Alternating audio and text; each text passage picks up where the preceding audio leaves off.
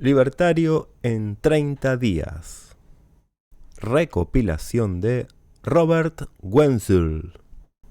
La siguiente lista de artículos no te convertirá en un erudito en libertarianismo o un experto en economía austríaca. Está diseñada para explicar a una persona muy ocupada la esencia del libertarianismo. La lista consta de 30 artículos.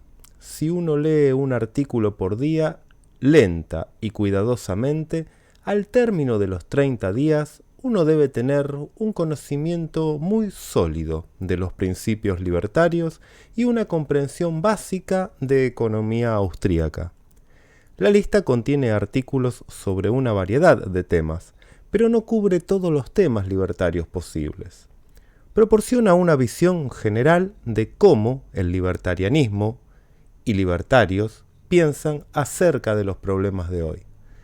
Completar los 30 días de lectura no debe ser considerado el punto final, sino más bien el comienzo de un estudio más detallado. Llewellyn Rockwell Jr. La amenaza fascista. Todo el mundo sabe que la palabra fascista es peyorativa y se usa a menudo para describir cualquier postura política que no gusta a quien habla. No hay nadie por ahí que esté dispuesto a levantarse y decir: soy un fascista. Creo que el fascismo es un gran sistema social y económico.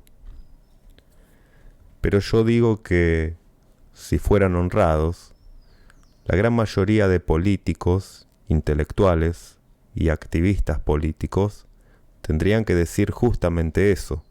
El fascismo es el sistema de gobierno que carteliza el sector privado, planifica centralizadamente la economía para subvencionar a los productores, exalta el Estado policial como fuente de orden, niega derechos y libertades fundamentales a los individuos y hace del poder ejecutivo el amo ilimitado de la sociedad.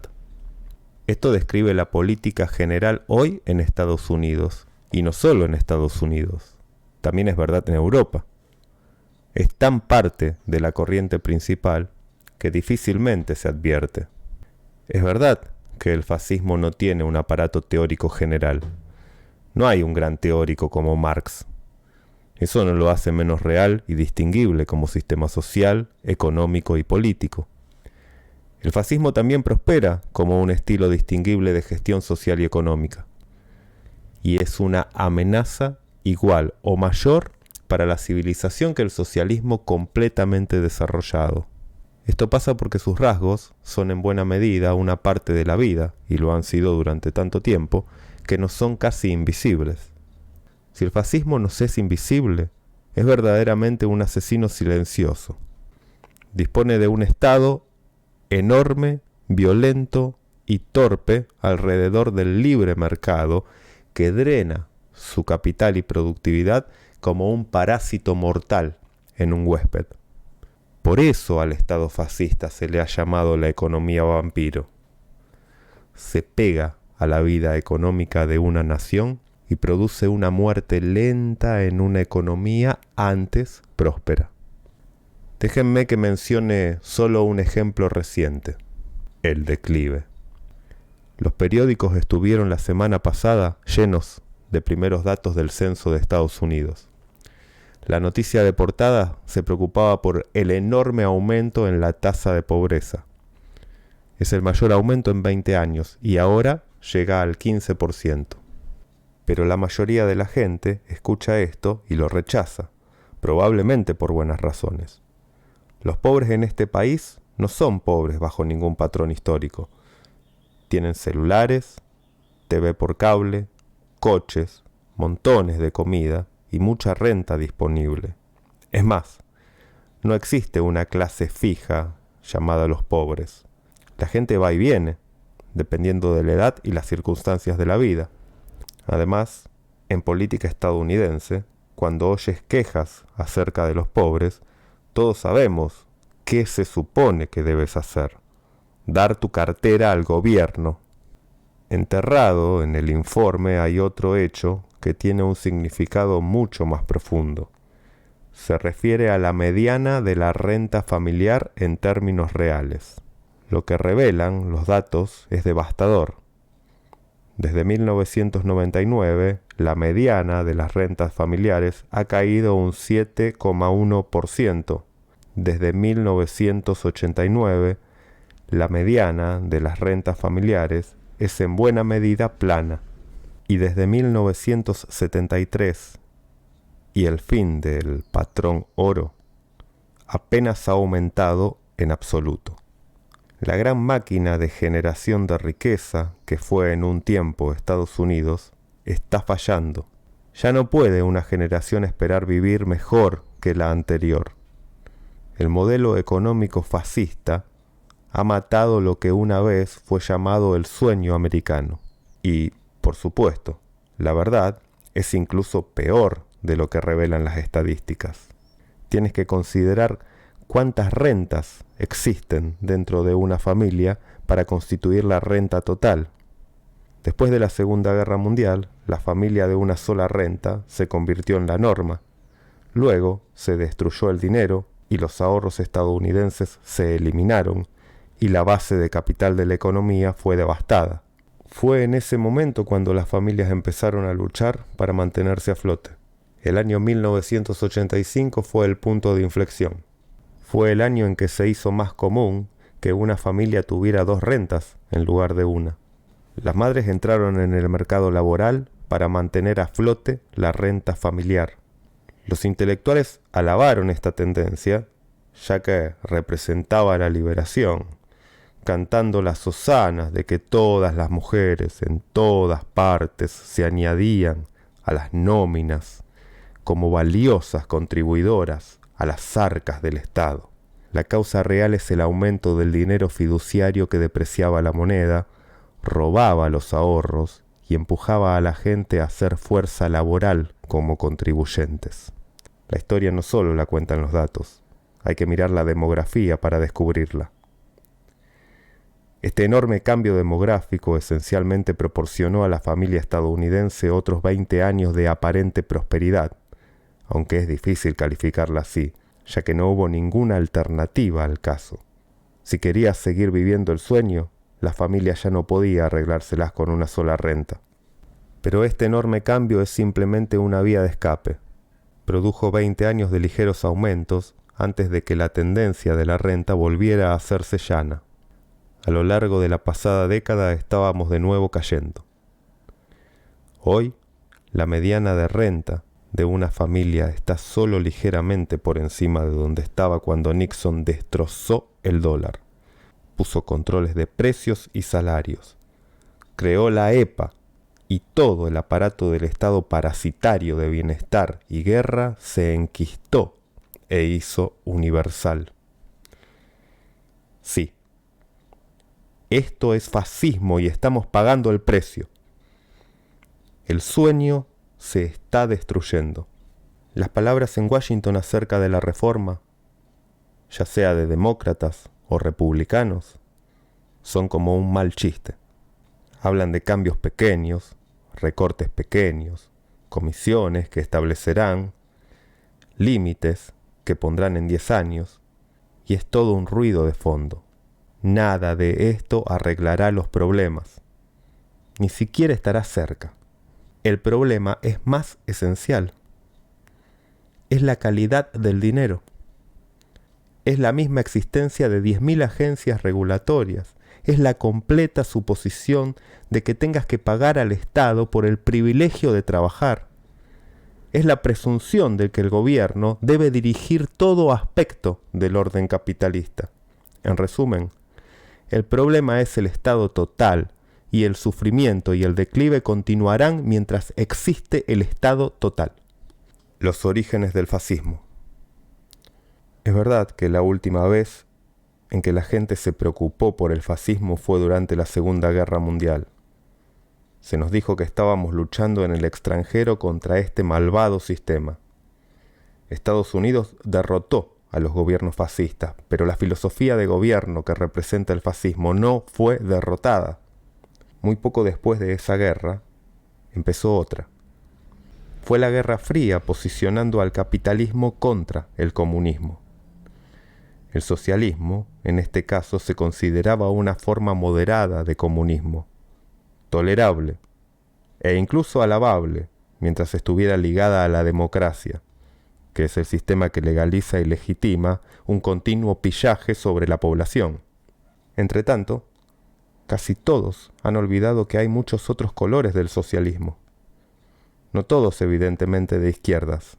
El fascismo es uno de estos colores. No puede haber dudas de sus orígenes.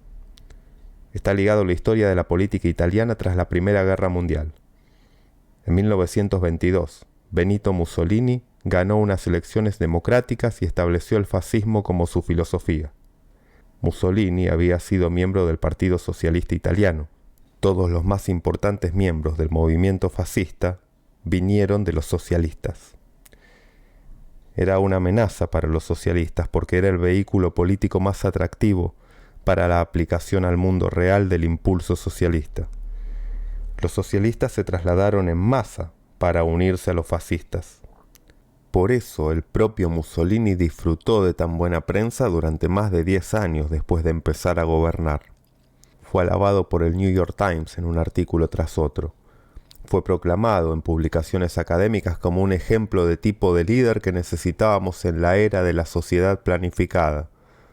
Publireportajes sobre este fanfarrón fueron muy comunes en el periodismo de Estados Unidos desde final de la década de 1920 hasta mediados de la década de 1930.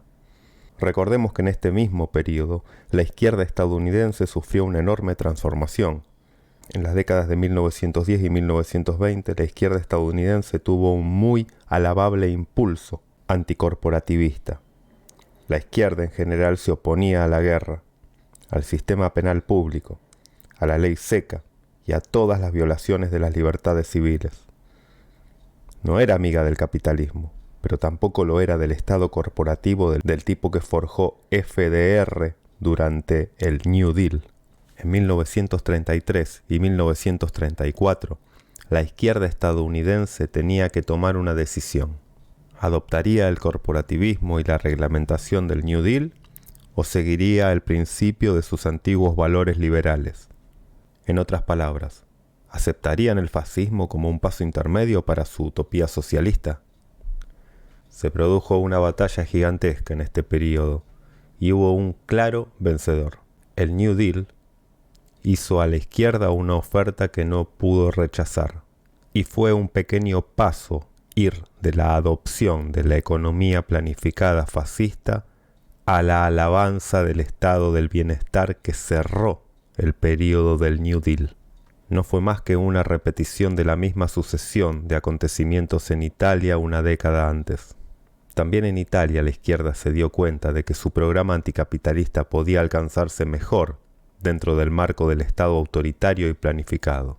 Por supuesto, nuestro amigo John Maynard Keynes desempeñó un papel crítico en proporcionar una justificación pseudocientífica para unirse a la oposición del laissez-faire del viejo mundo en una nueva apreciación de la sociedad planificada. Recuerden que Keynes no era un socialista de la vieja escuela. Como él mismo decía en su prólogo a la edición nazi de su teoría general, el nacionalismo era mucho más acogedor para sus ideas que una economía de mercado. Frank dice la verdad. El estudio más definitivo sobre el fascismo escrito en estos años fue As We Go Marching, de John T. Frank. Frank era un periodista e intelectual de espíritu liberal que había escrito varios libros, superventas, en la década de 1920. Probablemente pueda colocársele en el bando progresista en la década de 1920. Fue el New Deal el que le cambió. Todos sus colegas siguieron a FDR, al fascismo, mientras que el propio Flem mantuvo la antigua fe. Eso significó luchar contra FDR a cada paso y no solo en sus planes nacionales.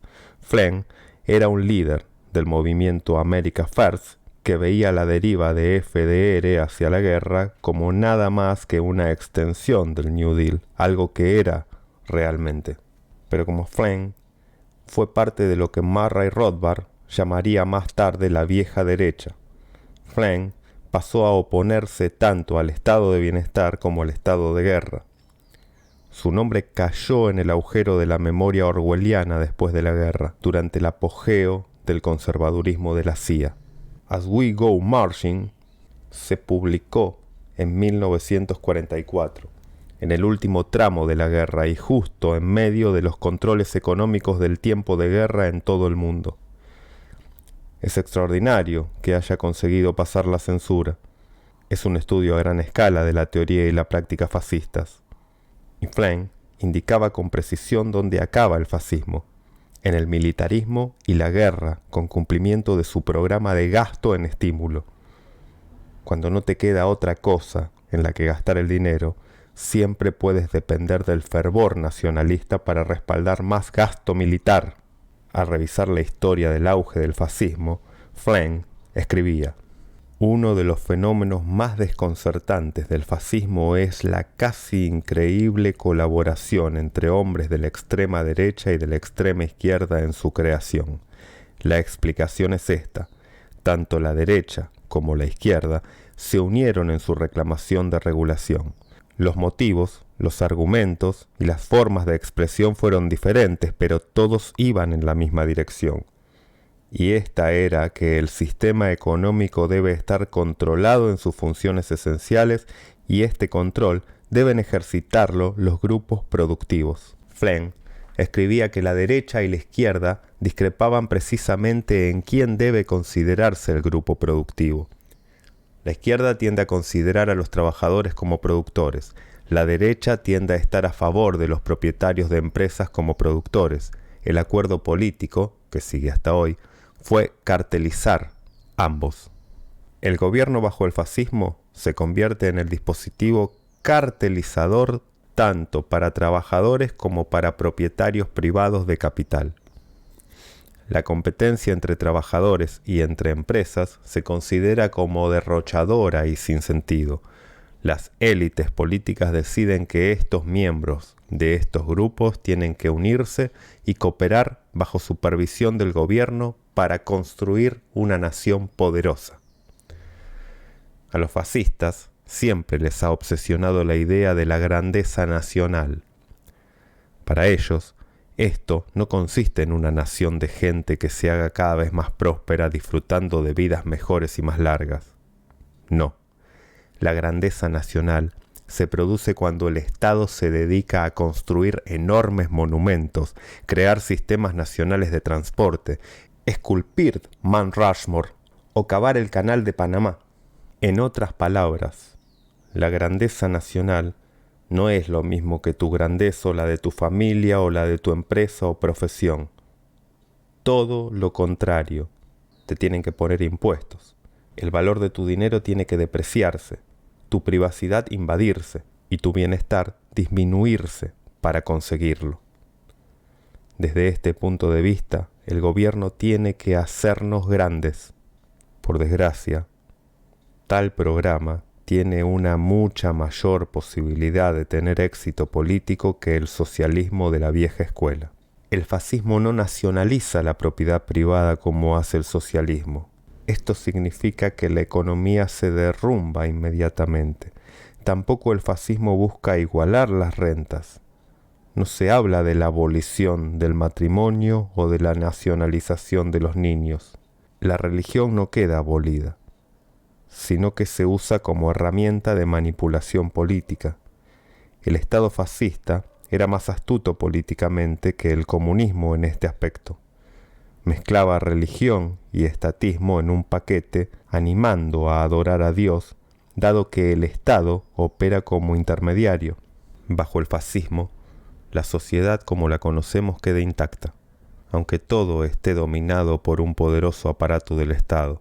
Mientras que las enseñanzas tradicionales socialistas estimulaban una perspectiva globalizada, el fascismo era explícitamente nacionalista.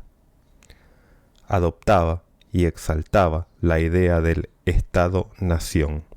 Respecto de la burguesía, el fascismo no busca su expropiación. Por el contrario, La clase media obtiene lo que quiere en forma de seguro social, prestaciones médicas y altas dosis de orgullo nacional. Es por todas estas razones por las que el fascismo asume un aspecto de derechas. No ataca los valores burgueses esenciales. Se apoya en ellos para conseguir el apoyo para una reglamentación nacional completa, respaldada democráticamente, de control económico, censura, cartelización, intolerancia política, expansión geográfica, control del Ejecutivo, Estado policial y militarismo. Por mi parte, no tengo ningún problema en referirme al programa fascista como una teoría de derechas, aunque sí cumpla aspectos del sueño de la izquierda. Lo esencial aquí se refiere a su atractivo para el público y los grupos demográficos que normalmente siguen políticas de derechas. Si lo pensás, el estatismo de derechas es de un aspecto, forma y tono distinto del estatismo de izquierdas. Cada uno está pensando para atraer a un grupo distinto de votantes con distintos intereses y valores. Sin embargo, estas divisiones no son estrictas y ya hemos visto cómo un programa socialista de izquierdas puede adaptarse y convertirse en un programa fascista de derechas con muy pocos cambios sustanciales aparte de la mercadotecnia. Las 8 características de la política fascista. John T. Flynn, como otro miembro de la vieja derecha, estaba disgustado ante la paradoja de que lo que veía, casi todos los demás optaban por ignorarlo. En la lucha contra regímenes autoritarios en el exterior, apuntaba, Estados Unidos había adoptado estas formas de gobierno en el interior, completadas con controles de precios, racionamiento, censura, dictadura del Ejecutivo e incluso campos de concentración para grupos enteros considerados como no fiables en su lealtad al Estado. Después de revisar esta larga lista, Flynn procede a resumir con una lista de 8 puntos que considera que son las características del Estado fascista. Al presentarlos, también hago comentarios sobre el Estado centralizado estadounidense. Punto 1. El gobierno es totalitario porque no reconoce ninguna limitación a sus poderes. Es una característica muy elocuente. Sugiere que el sistema político de Estados Unidos puede describirse como totalitario. Es una característica chocante que la mayoría de la gente rechazaría, pero solo pueden rechazar esta caracterización mientras no se vean directamente atrapados en la red del Estado. Si es así, descubrirán rápidamente que no hay de hecho límites a lo que puede hacer el Estado. Esto puede pasar al subirse a un avión, al conducir a casa o al volver a tu negocio en conflicto con alguna agencia pública. Al final deben obedecer o ser enjaulado como un animal o muerto. De esta manera, no importa cuánto puedas creer que eres libre, hoy todos estamos a un paso de Guantánamo. Todavía en la década de 1990, puedo recordar que hubo momentos en los que Clinton parecía sugerir que había cosas que su administración no podía hacer. Hoy no estoy tan seguro de que pueda recordar a ningún cargo público alegando las limitaciones del derecho o las limitaciones de la realidad a lo que puede hacerse y lo que no. Ningún aspecto de la vida está exento de intervención pública y a menudo adopta formas que no vemos fácilmente. Toda la atención sanitaria está regulada, pero lo mismo pasa con cada pizca de nuestra comida, transporte, ropa, productos del hogar e incluso relaciones privadas. El propio Mussolini expresó así este principio. Todo dentro del Estado, nada fuera del Estado, nada contra el Estado. También dijo, la piedra angular de la doctrina fascista es su concepción del Estado, de su esencia, sus funciones y sus objetivos. Para el fascismo, el Estado es absoluto, los individuos y grupos relativos. Les pregunto si esta es la ideología que prevalece hoy en Estados Unidos. Esta nación concebida en libertad se ha visto secuestrada por el Estado fascista. Punto 2. El gobierno es una dictadura de hecho, basada en el principio de liderazgo. Yo no diría que tenemos verdaderamente una dictadura de un hombre en este país, pero sí tenemos una dictadura de un sector del gobierno sobre todo el país. El poder ejecutivo se ha expandido tan enormemente en el último siglo que se ha convertido en una broma hablar de contrapesos y equilibrios. Lo que aprenden los niños en las clases de civismo no tiene nada que ver con la realidad. El Estado ejecutivo es el Estado tal y como lo conocemos, que va desde la Casa Blanca hacia abajo. El papel de los tribunales es aplicar la voluntad del Ejecutivo. El papel del Legislativo es ratificar la política del Ejecutivo. Además, este Ejecutivo realmente no es la persona que parece estar al frente. El presidente es solo el barniz y las elecciones son solo los rituales tribales que realizamos para conferir cierta legitimidad a la institución. En realidad, el Estado-Nación vive y prospera fuera de cualquier mandato democrático. Aquí encontramos el poder de regular todos los aspectos de la vida y el perverso poder de crear el dinero necesario para financiar este gobierno del Ejecutivo. Respecto del principio de liderazgo, no hay mayor mentira en la vida pública estadounidense que la propaganda que oímos cada 4 años acerca de cómo el nuevo presidente, Mesías, va a conseguir los grandes resultados de la paz, la igualdad, la libertad y la felicidad humana global. Aquí, la idea es que toda la sociedad realmente está moldeada y controlada por una sola voluntad, algo que requiere un acto de fe tan grande que tienes que olvidar todo lo que sabes acerca de la realidad para creerlo. Y aún así, la gente lo hace. La esperanza de un Mesías llegó al paroxismo con la elección de Obama. La religión cívica estaba en modo adoración a gran escala del humano más grande que haya vivido o viviera nunca. Fue una visión despreciable. Otra mentira que cree el pueblo estadounidense es que las elecciones presidenciales generan un cambio de régimen. Es una tontería. El estado de Obama es el estado de Bush. El estado de Bush era el estado de Clinton. El estado de Clinton era el estado de Bush. El estado de Bush era el estado de Reagan. Podemos remontarnos mucho más atrás en el tiempo y ver que se solapan nombramientos, burócratas, técnicos, diplomáticos, cargos de la Fed, élites financieras y así sucesivamente. Los cambios en el cargo no se producen por las elecciones, sino por la mortalidad. Punto 3. El gobierno administra un sistema capitalista con una burocracia inmensa. La realidad de la administración burocrática ha estado con nosotros al menos desde el New Deal, que se moldeó sobre la burocracia planificadora que hubo en la Primera Guerra Mundial. La economía planificada, ya sea en tiempos de Mussolini o en los nuestros, requiere burocracia. La burocracia es el corazón, los pulmones y las venas del Estado planificador. Y aún así, regular una economía tan completamente como se hace hoy es matar la prosperidad con 1 billón de pequeños cortes. Esto no significa necesariamente una contracción económica, al menos no inmediatamente, pero definitivamente significa acabar con el crecimiento que se habría producido en un mercado libre en otro caso. Entonces, ¿dónde está nuestro crecimiento? ¿Dónde está el dividendo de la paz que se suponía que vendría tras el final de la Guerra Fría? ¿Dónde están los frutos de las asombrosas ganancias en eficiencia que ha permitido la tecnología? Se los ha comido la burocracia que gestiona todos nuestros movimientos en esta tierra.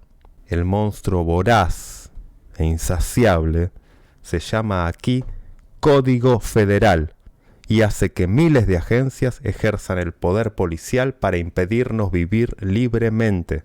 Es como dijo Bastiat, el coste real del Estado es la prosperidad que no vemos, los empleos que no existen, las tecnologías a las que no tenemos acceso, los negocios que no llegaron a existir y el brillante futuro que se nos ha robado.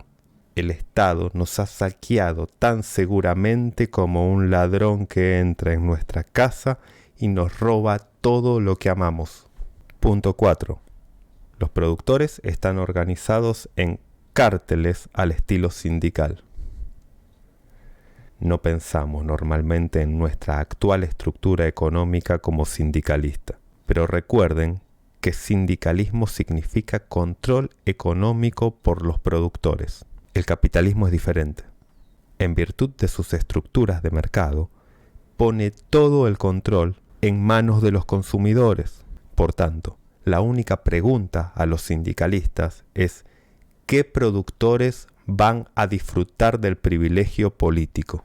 Podrían ser los trabajadores, pero también pueden ser las grandes empresas. En el caso de Estados Unidos, en los últimos 3 años, hemos visto como bancos gigantescos, empresas farmacéuticas, aseguradoras, compañías automovilísticas, bancos y brokers de Wall Street y compañías hipotecarias cuasi privadas disfrutaban de enormes privilegios a nuestra costa.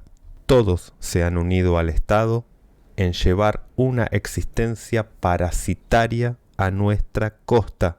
También esto es una expresión de la idea sindicalista y ha costado a la economía de Estados Unidos incontables billones y sostenido una depresión económica al impedir el ajuste posterior al auge que habrían dictado los mercados en otro caso. El gobierno ha apretado su rienda sindicalista en nombre del estímulo. Punto 5. La planificación económica se basa en el principio de autarquía. La autarquía es el nombre que se da a la idea de autosuficiencia económica. En su mayor parte se refiere a la autodeterminación económica del Estado-nación. El Estado-nación debe ser enorme geográficamente para soportar el rápido crecimiento económico de una población grande y creciente. Este fue y es la base del expansionismo fascista. Sin la expansión, el Estado muere. También es la idea que hay tras la extraña combinación de presión proteccionista hoy combinada con el militarismo. Está dirigida en parte por la necesidad de controlar los recursos. Fíjense en las guerras en Irak, Afganistán y Libia. Seríamos enormemente ingenuos si creemos que estas guerras no están motivadas en parte por los intereses de los productores del sector petrolífero. Es en general la verdad del imperio estadounidense, que apoya la hegemonía del dólar. Es la razón para la planificada Unión Norteamericana. El objetivo es la autosuficiencia nacional en lugar de un mundo de comercio pacífico. Consideremos también los impulsos proteccionistas de los candidatos republicanos. No hay un solo republicano, aparte de Ron Paul, que apoye de verdad el libre comercio en su definición clásica. Desde la antigua Roma a los Estados Unidos, el imperialismo es una forma de estatismo que ama la burguesía.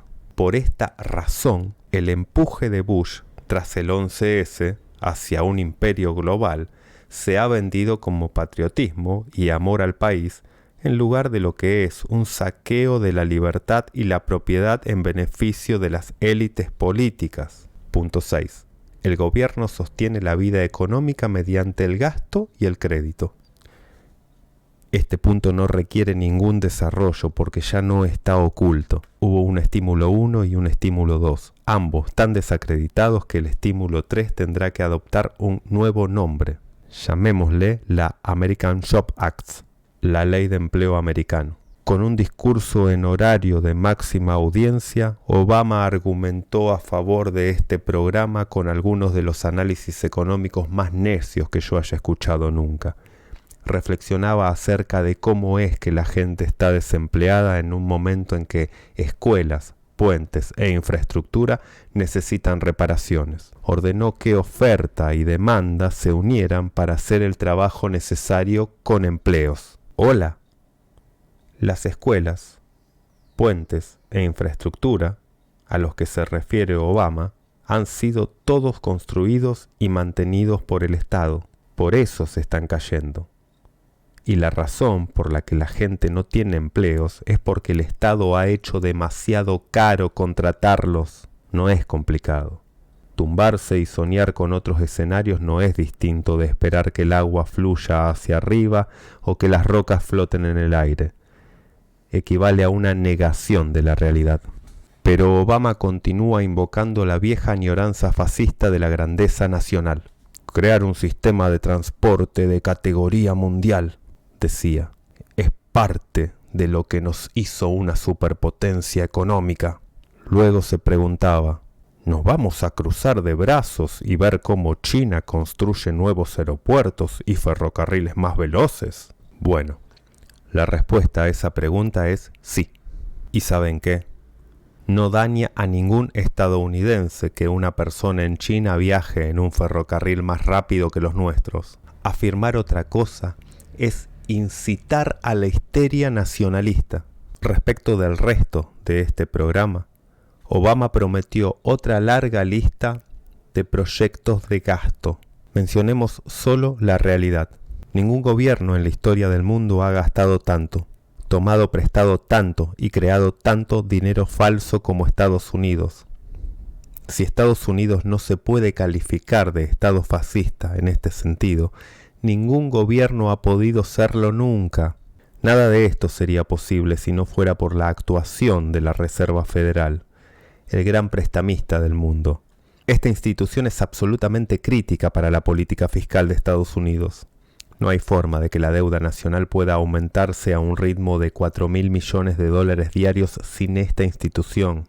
Bajo un patrón oro, se acabaría todo este gasto maniático.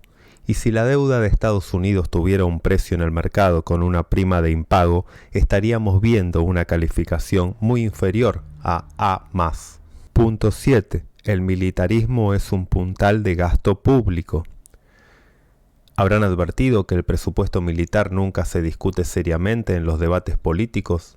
Estados Unidos gasta más que la mayoría del resto del mundo combinado. Pero si oímos hablar a nuestros líderes, Estados Unidos es solo una diminuta república comercial que quiere la paz, pero está constantemente bajo amenaza en el mundo. Nos harían creer que todos estamos desnudos y somos vulnerables. Todo es una horrible mentira. Estados Unidos es un imperio militar global y la principal amenaza para la paz hoy en el mundo. Visualizar el gasto militar de Estados Unidos en comparación con otros países es verdaderamente chocante. Un gráfico de barras, que pueden encontrar fácilmente, muestra el presupuesto militar de Estados Unidos de más de $1 billón como un rascacielos rodeado de diminutas cabañas. Respecto del siguiente mayor gastador, China gasta una 10ª parte respecto de Estados Unidos. ¿Dónde está el debate acerca de esta política? ¿Dónde está la discusión? No está. Simplemente ambos partidos han asumido que es esencial para el modo de vida de Estados Unidos que Estados Unidos sea el país más mortífero del planeta, amenazando a todos con la extinción nuclear si no obedecen. Esto debería considerarse por toda persona civilizada como una atrocidad fiscal y moral. No son solo los servicios armados, los subcontratados militares, los escuadrones de la muerte de la CIA, son también cómo la policía a todos los niveles ha adoptado posturas de tipo militar. Esto es aplicable a la policía local, la policía estatal e incluso los vigilantes de los pasos de peatones en nuestras comunidades. La mentalidad del comisario, la matona alegría del gatillo, se ha convertido en la norma en toda la sociedad. Si quieren ver atrocidades no es difícil. Traten de entrar en este país desde Canadá o México. Vean como tipos con chalecos a prueba de balas, fuertemente armados y con botas, llevando perros arriba y abajo en las filas de vehículos, escogiendo a gente al azar, acosando a inocentes, haciendo preguntas rudas y entrometidas. Tienes la fuerte impresión de estar entrando a un estado policial. Esa impresión sería correcta, pero para el hombre de la calle, la respuesta a todos los problemas sociales parece ser más cárceles, condenas más largas, más policía, más poder arbitrario, más medidas enérgicas, más pena capital, más autoridad. ¿Dónde acaba todo esto? ¿Y llegará el final antes de que nos demos cuenta de lo que ha ocurrido a nuestro país antes libre? Punto 8. El gasto militar tiene objetivos imperialistas. Ronald Reagan solía decir que su aumento militar era esencial para mantener la paz. La historia de la política exterior de Estados Unidos desde la década de 1980 ha demostrado que esto es un error. Hemos tenido una guerra tras otra. Guerras lanzadas por Estados Unidos contra países no colaboradores y creación de aún más estados clientelares y colonias.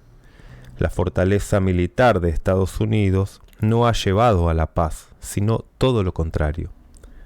Ha hecho que la mayoría de la gente en el mundo considere a Estados Unidos como una amenaza y ha llevado a excesivas guerras en muchos países. Las guerras de agresión se definieron en Nuremberg como crímenes contra la humanidad. Se suponía que Obama acabaría con esto.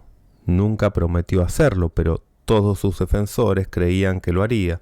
Sin embargo, ha hecho todo lo contrario.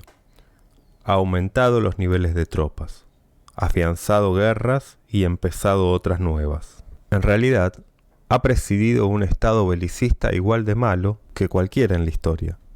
La diferencia esta vez es que la izquierda ya no critica el papel de Estados Unidos en el mundo. En ese sentido, Obama es lo mejor que le haya ocurrido nunca a los belicistas y el complejo militar industrial. Respecto de la derecha en este país, hubo un tiempo en que se oponía a este tipo de fascismo militar, pero todo cambió tras el inicio de la Guerra Fría. La derecha sufrió un terrible cambio ideológico, bien documentado en la olvidada obra maestra de Murray Rothbard, The Betrayal of the American Right. Bajo la disculpa de detener al comunismo, la derecha pasó a seguir el apoyo del ex agente de la CIA, Bill Buckley, a una burocracia totalitaria en el interior para hacer la guerra en todo el mundo. Al final de la Guerra Fría, hubo un breve retorno cuando la derecha de este país recordó sus raíces en el no intervencionismo. Pero no duró mucho. George Bush I reavivó el espíritu militarista con la primera guerra en Irak y no ha habido ningún cuestionamiento fundamental del imperio estadounidense desde entonces. Incluso hoy, los republicanos obtienen los mayores aplausos expoliando a las audiencias con amenazas exteriores, aunque nunca mencionando la amenaza real para el bienestar estadounidense que existe en la Beltway. El futuro. No puedo pensar en una prioridad mayor que una alianza antifascista seria y efectiva. En cierto sentido, ya se está formando una. No es una alianza formal.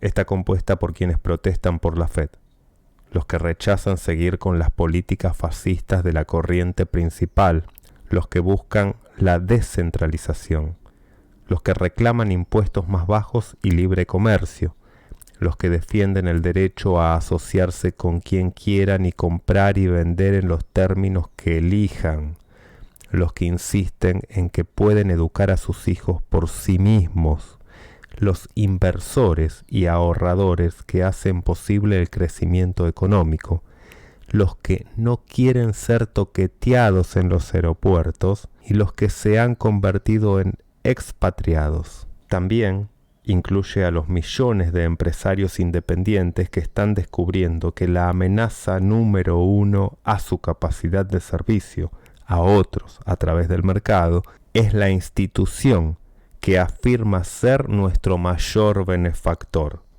el gobierno. ¿Cuánta gente entra en esta categoría? Más de la que sabemos. El movimiento es intelectual, es político, es cultural, es tecnológico.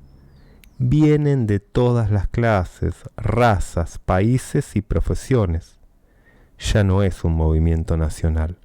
Es verdaderamente global. Ya no podemos predecir si los miembros se consideran como de izquierdas, de derechas, independientes, libertarios, anarquistas u otra cosa.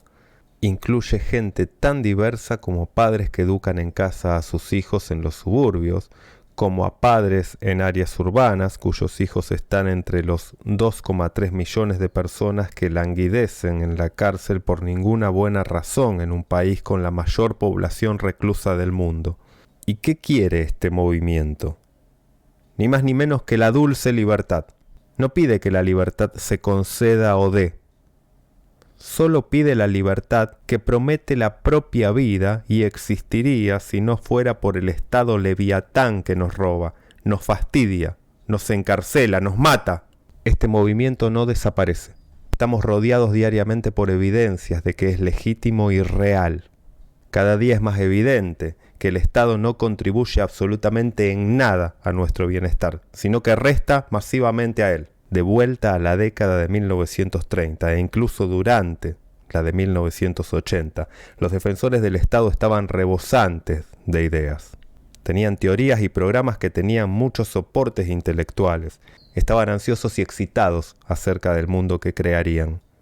Acabarían con los ciclos económicos, traerían avances sociales, crearían clase media, curarían las enfermedades, proporcionarían seguridad universal y muchas más cosas.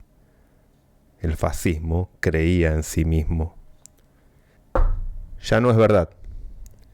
El fascismo no tiene nuevas ideas, ni grandes proyectos, y ni siquiera sus propios partidarios creen realmente que pueda lograr lo que pretende. El mundo creado por el sector privado es tanto más útil y bello que cualquier cosa que haya hecho el Estado, que los propios fascistas se han desmoralizado y son conscientes de que su programa no tiene ningún fundamento intelectual real. Cada vez es más conocido que el estatismo no funciona ni puede funcionar. El estatismo es la gran mentira. El estatismo nos da exactamente lo contrario de lo que promete. Prometía seguridad, prosperidad y paz. Y nos ha dado temor, pobreza, guerra y muerte. Si queremos un futuro, es el que tenemos que construir nosotros mismos. El Estado fascista no nos lo dará. Por el contrario, se interpone en el camino. También me parece que ha pasado el antiguo romance de los liberales clásicos con la idea del Estado limitado. Es mucho más probable que los jóvenes adopten una idea que hace 50 años se consideraba impensable. La idea de que la sociedad está mejor sin ningún Estado en absoluto. Yo consideraría el auge de la teoría anarcocapitalista como el mayor cambio intelectual en mi vida de adulto. Ha desaparecido esa visión del Estado como el vigilante nocturno que solo defendería derechos esenciales, resolvería disputas y protegería la libertad. Esta opinión es deplorablemente ingenua. El vigilante nocturno es el tipo con las armas, el derecho legal a utilizar la agresión, el tipo que controla todas las entradas y salidas, el tipo que se posa en lo alto y ve todas las cosas. ¿Quién le vigila? ¿Quién está limitando su poder? Nadie. Y precisamente por esto es la verdadera fuente de los mayores males de la sociedad. Ninguna construcción, ni elecciones, ni contrato social controlarán su poder. De hecho, el vigilante nocturno ha adquirido el poder total. Es él quien sería el Estado total, al que Frank describe como un gobierno que posee el poder para aplicar cualquier ley o tomar cualquier medida que le parezca apropiada. Mientras que un gobierno, dice, está investido con el poder de hacer cualquier cosa sin ninguna limitación en sus poderes, es totalitario. Tiene el poder total. Ya no es algo que podamos ignorar. El vigilante nocturno debe ser despedido y sus poderes distribuidos entre toda la población, y debería gobernarse ésta por las mismas fuerzas que nos proporcionan todas las bendiciones que nos permite el mundo material. Al final, esta es la alternativa que afrontamos. El Estado total o la libertad total. ¿Cuál elegiremos? Si elegimos el Estado, continuaremos hundiéndonos más y más. Acabaremos todo lo que atesoramos como civilización. Si elegimos la libertad, podemos aprovechar el notable poder de la cooperación humana que nos permitirá continuar haciendo un mundo mejor. En la lucha contra el fascismo no hay razón para desesperar. Debemos continuar luchando con toda la confianza en que el futuro nos pertenece a nosotros y no a ellos. Su mundo se está desmoronando. El nuestro se está construyendo. Su mundo se basa en ideologías en bancarrota. El nuestro se asienta en la verdad acerca de la libertad y la realidad. Su mundo solo puede mirar atrás hacia los días gloriosos. El nuestro mira adelante, al futuro que nos estamos construyendo. Su mundo se asienta en el cadáver del Estado-Nación. Nuestro mundo se basa en la energía y la creatividad de todos los pueblos del mundo, unidos en el gran y noble proyecto de crear una civilización próspera a través de la cooperación humana pacífica. Es verdad que ellos tienen las armas más grandes, pero las grandes armas no han garantizado una victoria permanente en Irak o Afganistán, o en cualquier otro sitio del planeta. Poseemos la única arma que es verdaderamente inmortal: la idea correcta. Esto es lo que nos llevará a la victoria. Como dijo Mises, a largo plazo ni siquiera los gobiernos más despóticos, con toda su brutalidad y crueldad, pueden competir con las ideas. Al final, prevalecerá la ideología que se haya ganado el apoyo de la mayoría y haya frustrado sus planes. Entonces, los muchos oprimidos se levantarán en rebelión y acabarán con sus amos.